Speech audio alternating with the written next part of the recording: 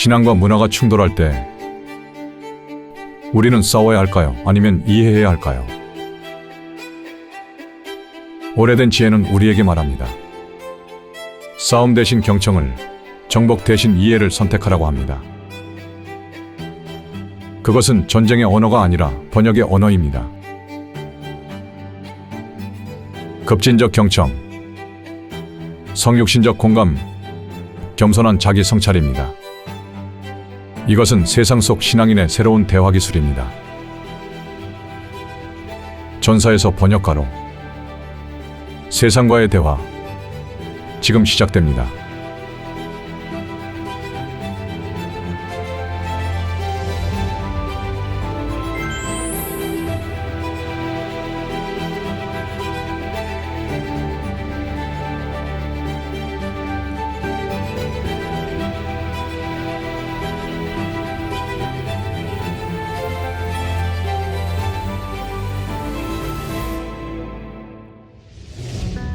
안녕하세요, 여러분. 오늘은 많은 한국 크리스찬들이 일상에서 겪는 현실적인 고민에 대해 이야기해 보려고 합니다.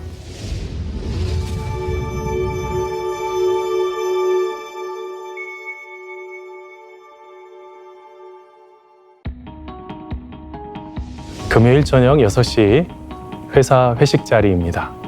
부장님은 웃으며 소주병을 들고 김대리, 오늘 프로젝트 수고 많았어. 한잔하자 라고 말합니다. 그러자 김대리는 술을 못한다고 말씀드리는데 정말 난감했다고 합니다. 그리고 지난주 한 젊은 성도가 상담을 요청했습니다. 회사 팀장이 김 과장, 오늘 주말 골프 모임에 꼭 나와야 해. 중요한 클라이언트도 온다고 라며 주일 참석을 요구했다는 것입니다. 거절하자니 승진에 영향이 있을 것 같고 수락하자니 신앙 양심이 불편하다는 고민이었습니다. 우리는 이럴 때마다 정말 난감합니다. 내 신앙을 설명하자니 너무 무겁고 그렇다고 그냥 넘어가자니 마음이 불편하고 이러한 순간 우리의 마음은 복잡합니다. 그런데 이런 일상의 딜레마는 사실 훨씬 깊은 역사적 뿌리를 가지고 있습니다.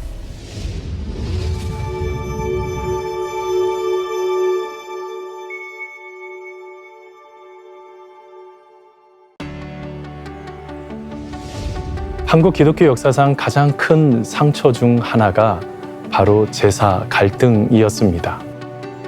1791년 친해박해의 시작점이 된 진산 사건. 윤지충과 권상행 형제가 어머니 상을 당했을 때의 이야기입니다. 초기 가톨릭 교인이셨던 그분들은 우리는 하늘의 주님만을 섬기지 어머니께 절하는 것은 우상숭배라며 제사를 거부하셨습니다. 하지만 당시 조선 사회에서 제사는 단순한 종교의식이 아니었습니다. 부모님에 대한 효도를 실천하는 방식이자 가문과 공동체를 잇는 중요한 사회적 기둥과 같았거든요.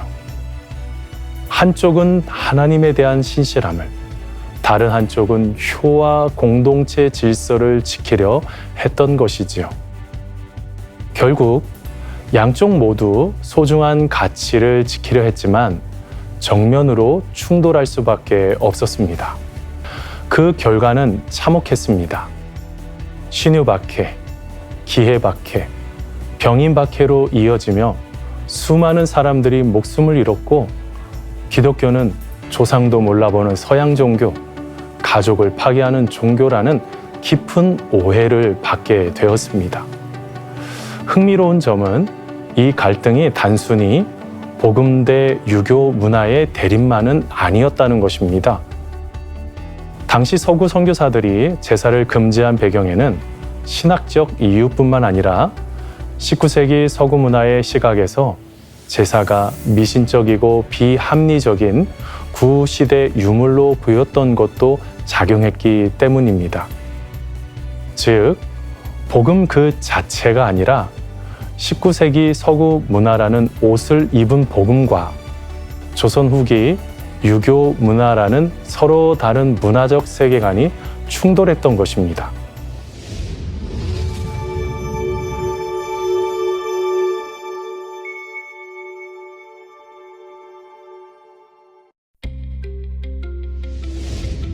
그런데 오늘날에도 이런 문화적 긴장은 계속됩니다. 술을 정중히 거절하는 그리스도인의 행동이 신앙적 절제의 표현이지만 관계와 분위기를 중시하는 한국 문화에서는 나를 무시하는 것인가? 분위기를 왜 깨트리는가? 라는 오해를 받기 쉽습니다. 또한 주일 근무를 거부하는 것도 비슷한 긴장이 발생합니다.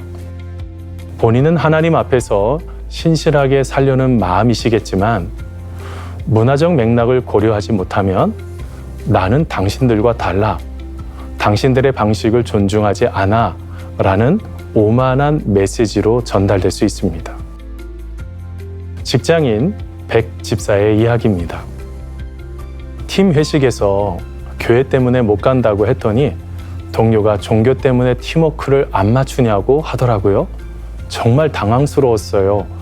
라는 일이 일어날 수가 있습니다. 또한 회사 내에서의 전도 활동도 마찬가지입니다.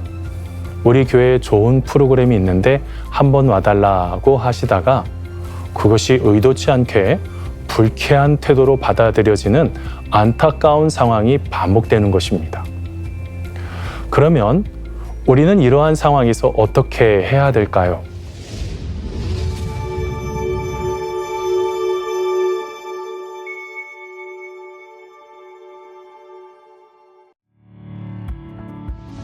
이 대안은 사도행전 17장에 아테네 철학자들 앞에 선 바울의 모습을 통해 알 수 있습니다. 기원후 50년경 아테네의 아레오바고 언덕, 철학과 학문의 중심지에서 바울이 마주한 상황은 오늘날과 놀랍도록 비슷했습니다. 바울은 그들에게 자신의 신앙을 강요하지 않았습니다. 대신 그들의 재단을 보며 이렇게 말했죠. 여러분이 알지 못하는 신을 제가 소개하겠습니다. 그 후 바울은 그리스 시인 아라투스의 식구를 인용합니다. 이것은 오늘날 목사님이 BTS 가사를 설교에서 인용한 것과 같은 파격적인 시도였습니다. 오늘 우리는 이 놀라운 소통의 달인 바울 사도에게서 배우는 문화 변혁법을 알아야 합니다. 진리는 변하지 않지만 그 진리를 전달하는 방식은 혁신적으로 달라질 수 있기 때문입니다.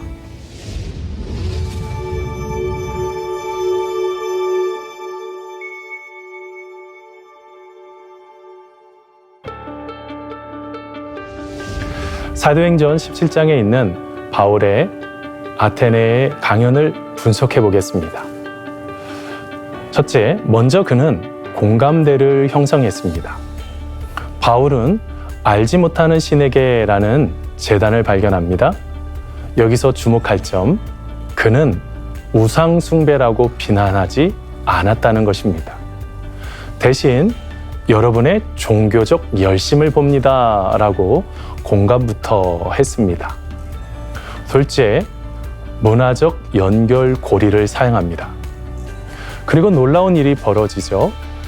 바울이 그리스 시인의 시를 인용하기 시작한 것입니다. 우리는 그의 후손이라는 아라투스의 식구를 자연스럽게 끌어옵니다.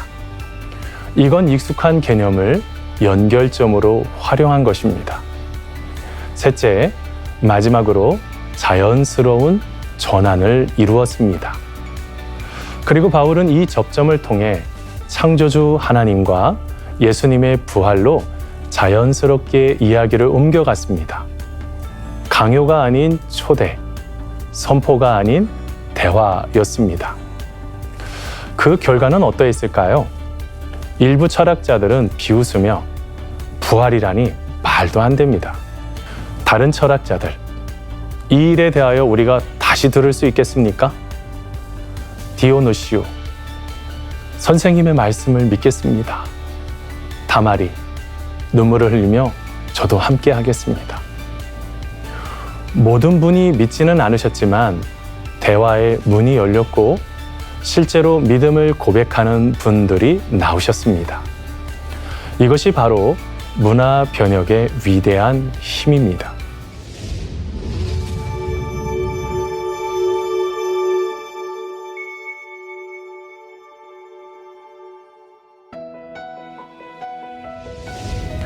바울이 아테네 문화를 읽었듯이 우리도 2025년의 문화를 정확히 파악해야 합니다. 먼저 세대를 분석하는 것입니다. 그들과 공감할 코드를 찾는 것입니다. 같은 성공을 이야기해도 20대 대학생은 워라밸이 제일 중요해요. 돈을 많이 벌어도 행복하지 않으면 뭐해요? 30대 직장인은 솔직히 아이 교육비가 가장 큰 걱정이에요. 좋은 학군에 살고 싶고.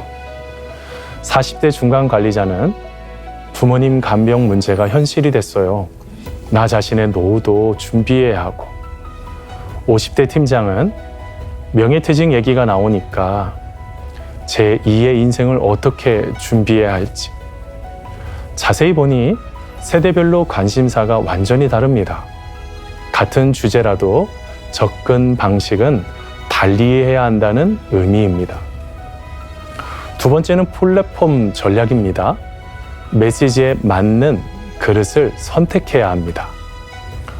플랫폼별 특성을 보면 유튜브 쇼츠는 15초 안에 임팩트가 있어야 합니다. 예를 들어 오늘 하루 감사한 일 3가지만 간단히 영상으로 만들면 됩니다. 인스타그램은 시각적 스토리텔링이 중요합니다. 소소한 일상 속 사진들을 공유하고 짧은 문장을 적으면 됩니다. 팟캐스트는 깊이 있는 대화가 필요합니다. 예를 들어 신앙과 직장 생활, 어떻게 균형을 맞출까요? 라는 주제 같은 것이 좋습니다. 블로그는 체계적인 논증을 합니다. 예를 들어 성경적 관점에서 본 현대 사회와 같은 긴 문장을 적는 것이 좋습니다. 이와 같이 같은 메시지라도 플랫폼에 따라 완전히 다른 옷을 입어야 합니다.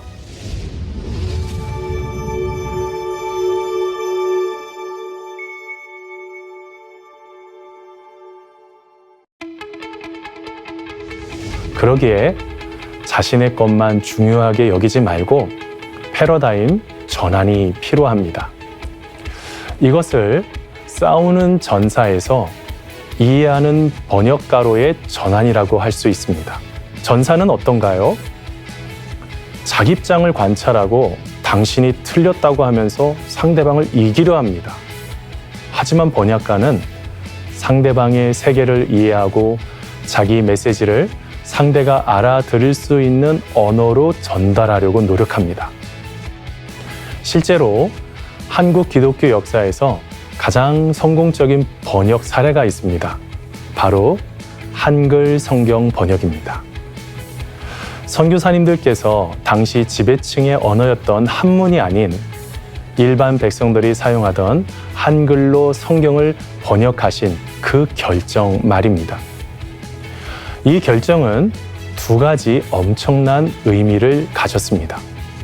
첫째, 복음이 소수의 지식인을 넘어 모든 백성에게 다가갈 길을 활짝 열었고, 둘째, 기독교가 한국 고유 문화인 한글을 파괴하는 것이 아니라 오히려 그 가치를 높이고 풍요롭게 만들 수 있음을 분명히 보여주었습니다.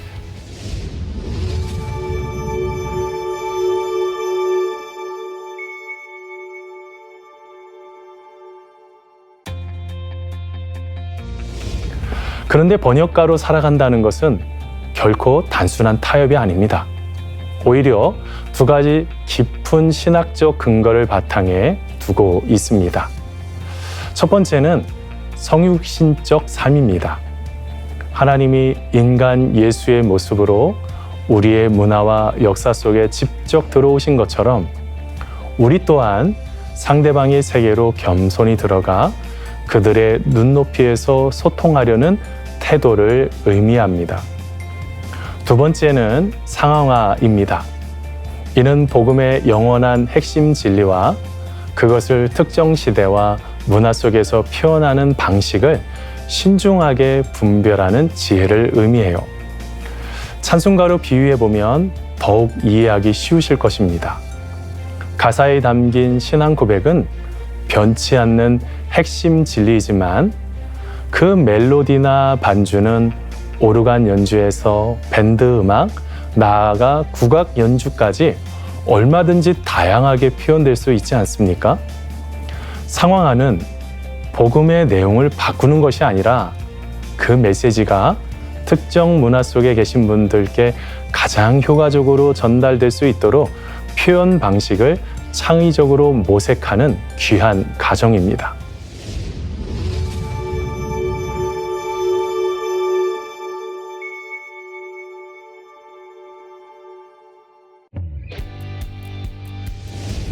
그러면 전사와 번역가는 구체적으로 어떤 차이가 있을까요? 목표에서 전사는 논쟁에서 승리하려 하지만 번역가는 상호 이해를 증진시키려 합니다. 태도에서 전사는 비판적이고 판단적이지만 번역가는 배우려는 자세로 호기심을 가지고 경청합니다. 언어에서 전사는 내부 전문 용어나 정제하는 언어를 쓰지만 번역가는 공감의 언어, 이야기, 은유를 통해 소통합니다. 초점에서 전사는 문화적 형식과 규칙 고수에 집중하지만 번역가는 복음의 본질적 의미에 초점을 맞춥니다. 결과에서 전사는 관계 단절을 초래하지만 번역가적 접근은 대화의 문을 열고 관계를 형성합니다.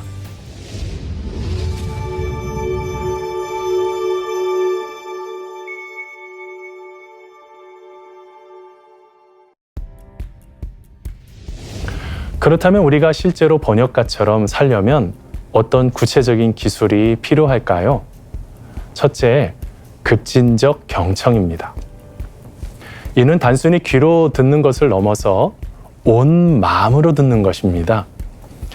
상대방의 말에 온전히 집중하고 적절히 반응하며 들은 내용을 기억하고 확인하는 적극적인 과정이지요. 예를 들어 누군가가 교회 다니는 분들은 너무 배타적인 것 같습니다 라고 말씀했을 때 전사는 즉시 그것은 편견이에요 라고 반박하겠지만 번역가는 그런 느낌을 받으셨군요. 혹시 어떤 구체적인 경험 때문에 그렇게 생각하게 되셨는지 조금 더 들려주실 수 있을까요? 라고 질문하며 이해하려 노력합니다. 경청 기술은 온전한 집중과 적절한 반응, 고개 끄덕임, 맞장구, 또한 내용 확인, 그러니까 이런 의미이신가요? 그리고 감정 공감, 많이 상처받으셨겠어요? 로 이루어지면 됩니다.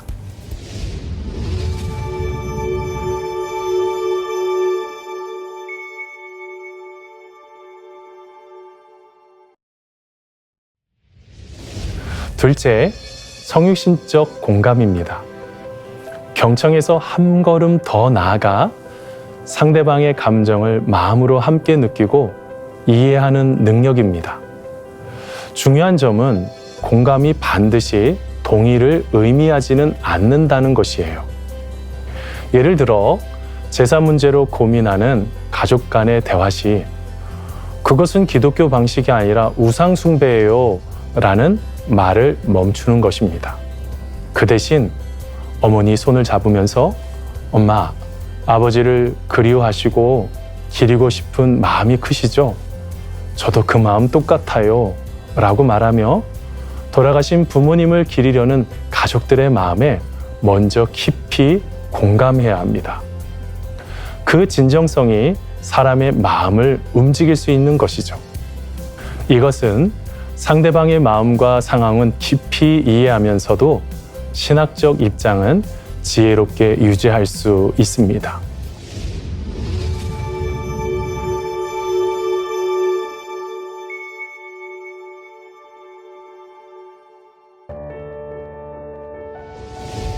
셋째, 겸손한 자기 성찰입니다.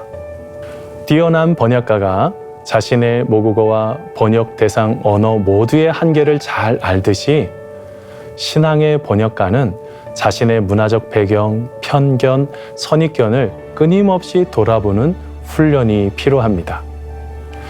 내가 당연하게 여기는 것들이 과연 성경적 진리인지 아니면 단순히 내가 속한 문화의 습관인지를 분별하는 눈을 기르는 것입니다.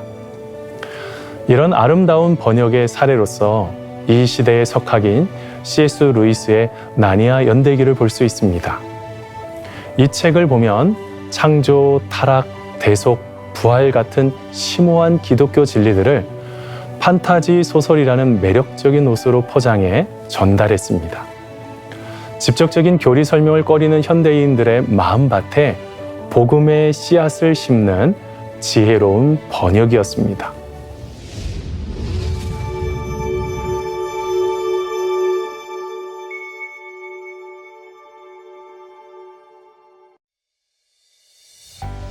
특히 현재 한국 교회에서도 창조적인 번역들이 시도된 것들이 있는데 가장 대표적인 것이 가정 추도 예배입니다.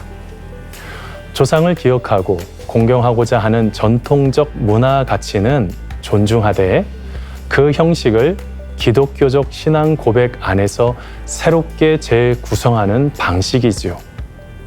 더 나아가 조상을 기리는 마음을 장학금 기부나 이웃 돕기와 같은 사회적 선행으로 연결하는 아름다운 움직임도 있습니다. 개인적인 추모를 공동체를 위한 축복으로 확장시키는 아름다운 번역이라 할 수 있습니다. 이 위대하면서도 섬세한 번역 작업은 특별한 분들만이 하실 수 있는 거창한 일이 아닙니다. 우리의 일상 속 작은 실천에서 시작될 수 있습니다. 상대방의 이야기에 진심으로 귀 기울이는 조용한 경청, 아픔에 함께 울어주는 따뜻한 공감, 그리고 나 역시 부족함을 인정하는 겸손한 자기 성찰에서 말입니다. 복음의 메시지는 본질적으로 특정 문화나 시대에 갇힐 수 없는 보편적 진리입니다. 그렇게 끊임없이 모든 시대, 모든 문화의 언어로 번역되기를 기다리고 있습니다. 우리의 목표는 문화전쟁에서 승리하는 것이 아니라 서로 다른 언어를 쓰는 이웃들과 아름다운 대화를 시작하는 것입니다. 이웃의 언어를 배우고 그분들의 이야기에 귀 기울이려는 시청자 여러분의 작은 발걸음이 신앙과 문화가 서로 풍요롭게 하며 아름답게 만나는 새로운 길을 여는 시작이 될 수 있습니다. 마지막으로 이러한 질문을 드리며 마무리하겠습니다. 혹시 시청자 여러분께서 개인적으로 이것은 정말 이해하기 어렵다고 느껴오셨던 문화적 관습이나 신념이 있다면 오늘 우리가 나눈 번역가의 관점에서 다시 한번 바라보면 어떨까요? 겉으로 드러나는 모습 너머에 숨겨진 그분이 소중히 여기는 가치나 필요에 집중해 보실 때 이전에는 보이지 않던 이해의 실마리나 새로운 소통의 가능성을 발견하시게 될지도 모릅니다.